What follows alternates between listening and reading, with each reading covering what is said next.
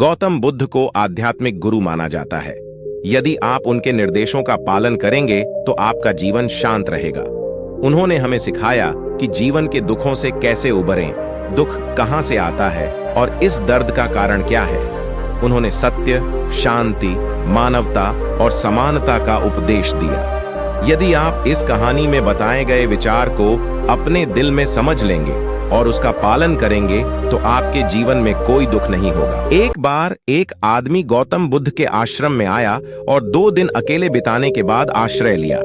उसने बुद्ध से कहा, हे बुद्ध, मेरे मन में कुछ प्रश्न हैं। उन प्रश्नों के उत्तर मैं आपसे जानने आया हूं।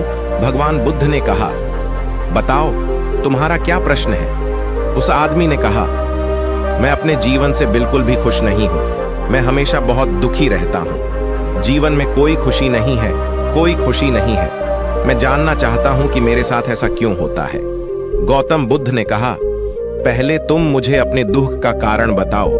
आपके दुख और चिंता के सटीक कारण क्या हैं? उस आदमी ने बुद्ध की बातों पर कुछ देर सोचा और कहा, यह कैसा प्रश्न है? मैं आपसे पूछ रहा हूं और बिना जवाब दिए आप मुझसे दोबारा पूछ रहे हैं। बुद्ध मुस्कुराए और बोले, यह तुम्हारा दुख है।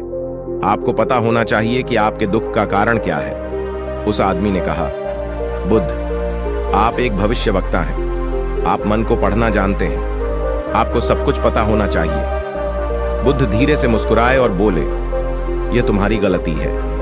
आप सोचते हैं कि कोई और आपको आपके दुख से मुक्ति दिला देगा, लेकिन ऐसा कभी नहीं होता। यह केवल आप ही हैं जो आपकी समस्या का समाधान कर सकते हैं। मैं बिल्कुल आपके जैसा हूं। फर्क सिर्फ इतना है कि मुझे कोई भ्रम नहीं है। जिस दिन आपके अंदर का भ्रम खत्म हो जाएगा, आपको अपनी समस्या के समाधान के लिए किसी बुद्ध के पास जाने की जरूरत नहीं है। क्या आपने कभी फूलों को ध्यान से देखा है? वह आदमी आश्चर्यचकित हो गया और बोला, फूल किसने नहीं देखे? बुद्ध ने कहा, फूल सुबह पक्षी की तरह खिलता है। दिन में खिलता है और शाम को खत्म हो जाता है। अगर फूल को पता होता कि शाम को सब खत्म हो जाएगा तो फूल अपने आप नहीं खिलता। इसी तरह यदि आप हमेशा दुख के बारे में सोचते हैं तो आप कभी खुश नहीं होंगे। आपके जीवन में अभी भी कई चीजें हैं जो आपको हमेशा खुशहाल जीवन जीने में मदद कर सकती हैं। आप मुस्कुरा सकते हैं और जीवन का आनंद ले सकते हैं। जब तक आप इस रास्ते पर नहीं चलेंगे, आपको जीवन में खुशी नहीं मिलेगी। मैं आपको रास्ता दिखा सकता हूं, मैं तुम्हें रास्ता बता सकता हूं, लेकिन तुम्हें वह करना होगा, तभी तुम जीवन में खुश रहोगे।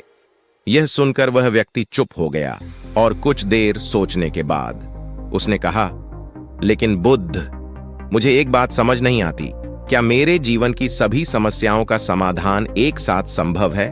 बुद्ध ने उत्तर दिया, यदि कोई आपके पास आकर कहे कि आप अगले 10 मिनट में मर जाएंगे, आपको उस जैसी कोई और समस्या याद नहीं रहेगी, क्योंकि उस क्षण आप केवल जीवन के पूर्ण सत्य, जो कि मृत्यु है, के बारे में ही सोचेंगे। आपको ऐसा लगेगा कि समस्याओं के बारे में सोचने से क्या फायदा, मैं 10 मिनट बाद निकल जाऊंगा। हम कभी यह नहीं सोचते कि यह जीवन उड़ रहा है। हमारी इच्छाएं इतनी प्रबल हो जाती हैं कि हम अपने जीवन को अमर मान लेते हैं। जीवन में सुख और दुख स्थायी नहीं है। इस सुख और दुख का कारण हमारे कर्म और हमारे विचार हैं। वह व्यक्ति ध्यान से बुद्ध की बातें सुन रहा था। उन्होंने कहा, तो क्या मुझे हमेशा यह सोचना चाहिए कि मैं मरने वाला हूं? क्या इससे समस्याएं हल हो जाएंगी? बुद्ध ने कहा, नहीं, ऐसा कभी मत सोचना। जरा सोचो कि इस दुनिया में मेरा अस्तित्व अनिश्चित है और जब तक मैं हूं या रहूंगा, मैं खुशी से रहूंगा। बहुत ध्यान से सोचो। आपके पास अभी भी कई चीजें हैं जो आपको खुश और आनंदित करती हैं। उनके साथ रहो, मन ठीक करो और देखो, आपके मन में कोई भ्रम नहीं है। जीवन के सभी दुख और पीड़ाएं इच्छा के कारण ही उत्पन्न होती हैं। मन पर नियंत्रण रखें। यदि आप मन को एक बच्चे की तरह सरल बना सकें तो आपको शाश्वत खुशी मिलेगी। उस आदमी ने पूछा, मैं मन को कैसे नियंत्रित कर सकता हूं? हमें सुख और दुख के बीच अंतर जानना होगा। मुझे समझना होगा कि मेरे लिए सुख क्या है और दुख क्या है। मन को इस प्रकार वश में करना है कि वह न तो अत्यधिक सुख में भी खुश हो, न ही अत्यधिक दुख में भी दुखी हो।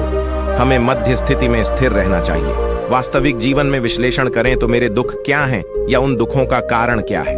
अंत में निष्कर्ष ये है कि सभी दुखों का कारण हम स्वयं हैं और मन स्वयं को नियंत्रित करता है। अतः यदि आप मन को वश में कर लेंगे तो दुख समाप्त हो जाएगा। तब बुद्ध ने उस व्यक्ति से कहा, यदि तुम एक और छोटा सा काम कर सको तो तुम देखोगे कि तुम्हारे जीवन से दुख हमेशा के लिए दूर हो गया है।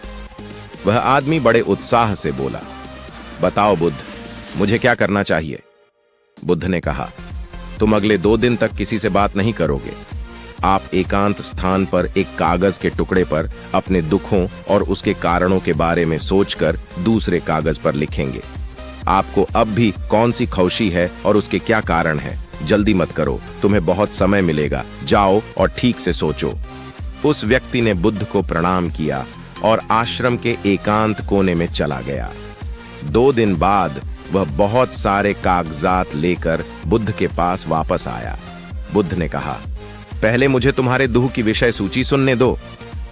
वह आदमी पढ़ने लगा, मेरे परिवार में सभी भाई अमीर हैं, लेकिन मैं गरीब और कर्जदार हूं, क्योंकि मुझे अभिनय करने से डर लगता है। मैंने अभिनय से अधिक उन्नति की है और मैं हमेशा अपनी तुलना दूसरों से करता हूं। मेरे पड़ोसियों ने बहुत सारा पैसा बचाया है, लेकिन मैं नहीं बचा सका। कारण है, पहला, मैंने यह काम किया और पैसा तो कम कमाया, लेकिन बुरी संगत में बहुत पैसा खर्च कर दिया। हालांकि मैंने एक पैसा भी नहीं बचाया। मेरी पत्नी काफी समय से बीमार है, इसके लिए मैं ही जिम्मेदार हूं। मेरी लापरवाही के कारण मैं उसे किसी डॉक्टर के पास नहीं ले गया और सिर्फ ताला लगाकर छोड़ दिया। और सच तो यह है कि मेरे मन में एक पवित्र इच्छा है, यदि यह पत्नी बीमारी से मर जाए तो मैं किसी पतिव्रता स्त्री से पुनर्विवाह करूंगा। मैं पूरे दिन भ्रामक खुशियों की कल्पना करता हूं और उनके पूरा न होने पर चिंता और शोक करता हूं।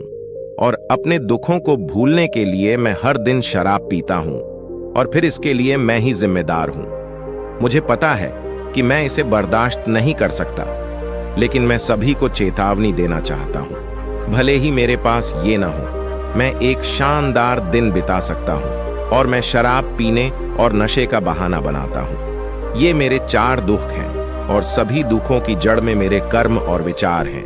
इस बार गौतम बुद्ध मुस्कुराए और बोले, अच्छा, अब मुझे अपनी खुशियों की लिस्ट बताओ। इस बार उस व्यक्ति ने बड़े उत्साह से कहा कि मैं खुश हूं और मेरे अंदर बहुत खुशी है। पिछले 2 दिनों में मुझे अपने जीवन में पहली बार एहसास हुआ। खुशी के कारणों की मेरी सूची इतनी बड़ी है कि इसे पढ़ने में कुछ घंटे लगेंगे। बुद्ध मुस्कुराए और बोले, सिर्फ तुम्हारे लिए नहीं बल्कि हम सबके लिए। मामले वही हैं। दुख के कारणों के बारे में सोचकर ही हम जीवन का बहुमूल्य समय बर्बाद करते हैं। वस्तुतः हमारा जीवन सुख, शांति एवं आनंद का भंडार है। खैर, आपने पूरी सूची नहीं पढ़ी, बस कुछ पढ़ें। वह आदमी बड़े आनंद से पढ़ने लगा। पहली खुशी यह है कि मैं अब इस दुनिया में रह रहा हूं। मैं स्वस्थ और मजबूत हूं। मेरे पास दुनिया के उन भाग्यशाली लोगों की तरह माता पिता, पत्नी और बच्चे हैं। मेरे पास सबसे विशाल धन है, जैसे मेरे माता पिता का स्नेह, मेरी खूबसूरत पत्नी का प्यार, मेरे बच्चे की कोमलता और पिता होने की खुशी। मैं काम कर सकता हूं, फिट और स्वस्थ हूं।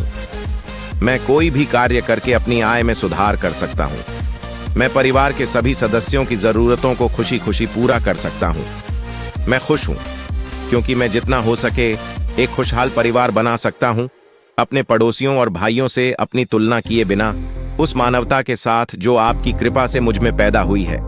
मैं अपनी बुरी आदतें छोड़ सकता हूं और शाश्वत शांति में रह सकता हूं, और यह सबसे बड़ा आनंद और सौभाग्य है। आपकी कृपा से मुझे भगवान गौतम बुद्ध के योग्य स्थान मिल गया है। जब तक मैं अस्थायी रूप से इस धरती पर हूं, मैं जीवन की सच्चाई को जानूंगा, स्थिर मन से खुद को जानूंगा और खुद को और दूसरों को शाश्वत आनंद में रखूंगा। बुद्ध ने कहा, अपने परिवार के पास वापस जाओ। इस बार आपका पुनर्जन्म हुआ है। आज स्थिर मन से शाश्वत शांति का जीवन जिएं। यदि आपके मन में जीवन को लेकर थोड़ा सा भी भ्रम है, तो अपने आप से कहें, जीवन बहुत छोटा है और मैं यहां दुखों का गुलाम बनने के लिए नहीं आया हूं। विश्लेषण करें और दुख के कारण का पता लगाएं और उसे तुरंत नष्ट कर दें। तभी तुम्हें शाश्वत सुख और शाश्वत आनंद मिलेगा। हम सभी ने जीवन भर दुख का अनुभव किया है। हो सकता है कि हम ऐसा न सोचें, लेकिन अगर हम उन चीजों की सूची देखें जो हमें जीवन में खुश करती हैं, तो हम पाएंगे कि दुख कई रूपों में आता है। हालांकि जैसे जैसे दुखद घटनाएं घटती हैं, समय आगे बढ़ता जाता है और हम उनसे उबर जाते हैं। हम अपने जीवन में कुछ समय पर दुख ही महसूस कर सकते हैं, लेकिन हम सीखते हैं कि इन भावनाओं पर कैसे काबू पाया जाए और भविष्य में कैसे आगे बढ़ा जाए। जीवन में किसी भी नकारात्मक घटना के लिए भी यही बात लागू होती है। क्या होता है इस पर हमारा कोई नियंत्रण नहीं है, लेकिन हम हमेशा यह चुन सकते हैं कि हम जीवन में इन अनुभवों पर कैसे प्रतिक्रिया दें। दुख से बाहर निकलने के लिए हमें सबसे पहले दुख की उत्पत्ति को समझना होगा और उसके कारणों को पहचानना होगा। फिर हम दुख की आगे की घटनाओं को रोकने के लिए कदम उठा सकते हैं और स्थिति से निपटने के तरीके सीख सकते हैं। जैसे जैसे हम परिपक्वता में बढ़ते रहेंगे, अंततः हमें एहसास होगा कि दुख से उबरने का एकमात्र तरीका अतीत को भूल जाना और जीवन में सकारात्मक अनुभवों पर ध्यान केंद्रित करना